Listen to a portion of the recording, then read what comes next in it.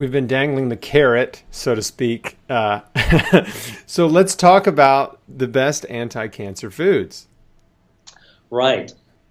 I have a long list of cancer fighting foods. Your listeners can find them easily on the internet by coming to eattobeat.org. It's a site that you just sign up for, and it gets you right to free all this information that we've gathered over years on foods and the evidence that they can actually help fight cancer.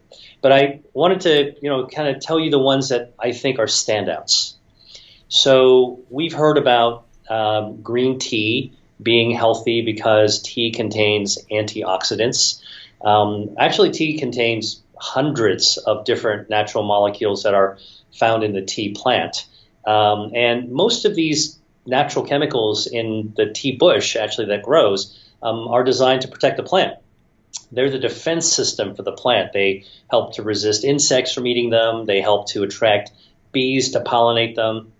And when we brew a cup of tea, actually, and drink that cup of tea, it actually, those natural defensive chemicals for the plant have another job description. They start to defend our own cells. One of those natural molecules called EGCG that you can find easily mentioned on the internet actually is anti-angiogenic.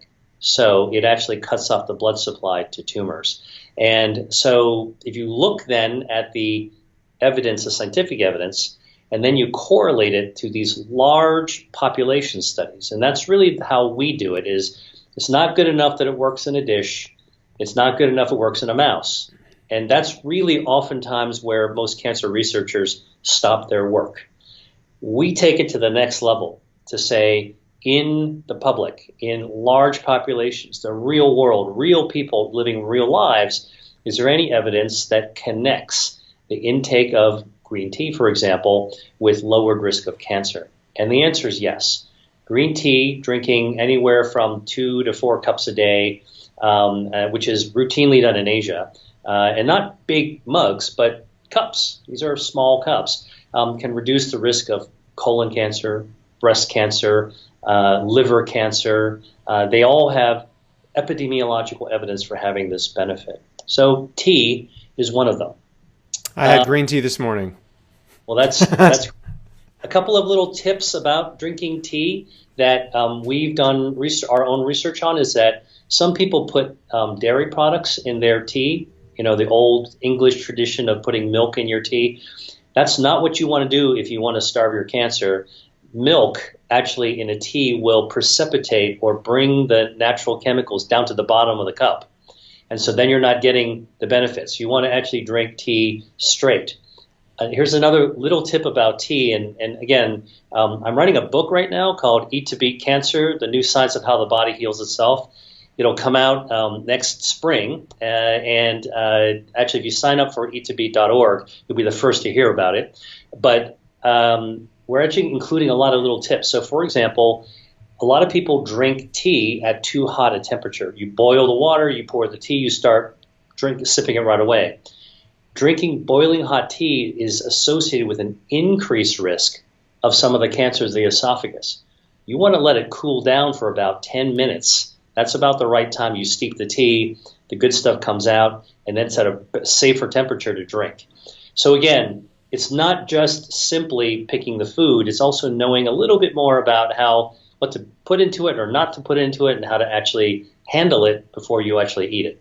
Do you have any opinion on matcha green tea versus just green tea leaves in a bag? Yeah, so it's very interesting. We have also done research to compare different teas. And matcha, which is a Japanese green tea, is very grassy, and some people really love it. Chinese tea is often a tea that's rolled up and put into the bag. We actually found in one research comparison study that the Chinese tea was more powerful from a tumor-starving perspective than the Japanese matcha tea. Interesting.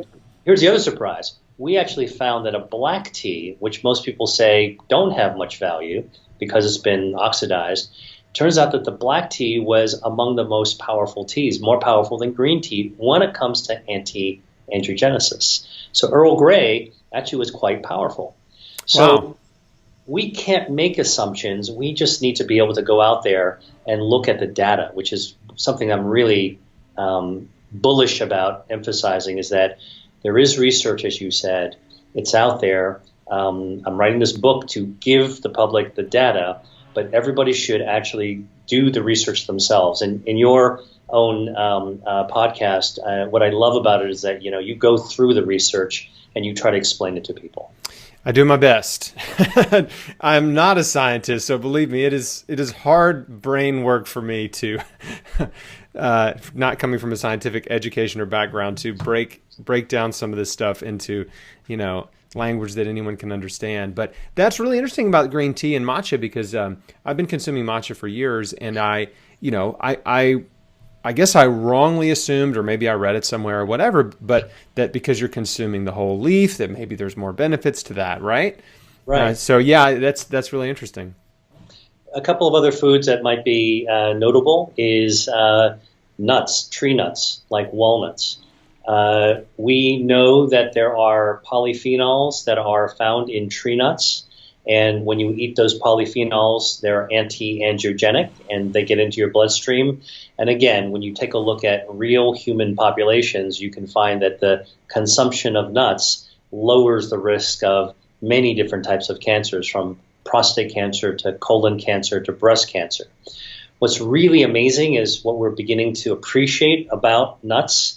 It turns out that nuts are an incredible source of dietary fiber. And when you have dietary fiber, when I went to medical school, we were just taught that fiber is kind of good for making your bowel movements regular and helping to fight constipation. And that's probably part of it. But in fact, dietary fiber, like you would have in a tree nut, feeds your microbiome, the gut bacteria. They love fiber. And when the gut bacteria starts to digest that fiber, they metabolize it. They make metabolites that boost your immune system that's cancer fighting. Last year, there was a pretty amazing study that was presented at the American Society for Clinical Oncology, which I know is a meeting that you cover from time to time. And I don't know if you heard about this study involving patients with colon cancer, but they found that patients that were undergoing regular treatment for colon cancer by the regular medical system, that if they ate 2 servings of nuts a week, they decreased their risk of death or recurrence actually by almost 50%. And so here's something that was just always in front of us that the doctors don't tell you about, that researchers are doing, and now the oncologists are running the actual research and finding out there is a correlation between nuts and outcomes. And what I think is that this is partly due to the anti-angiogenic molecules that are substances that are in the nuts, but also due to the fact that we're feeding our gut bacteria and they are helping our immune system fight off the cancer as well.